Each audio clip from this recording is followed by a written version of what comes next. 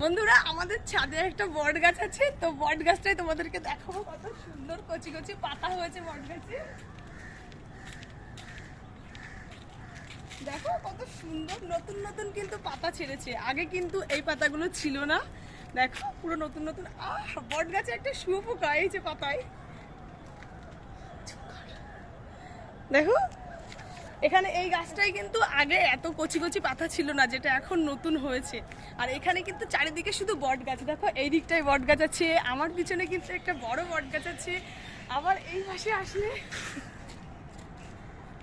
এই পাশে আসলে কিন্তু একটা বড় বট গাছ আছে, ওইদিকে লাইন দিয়ে বট গাছ আছে।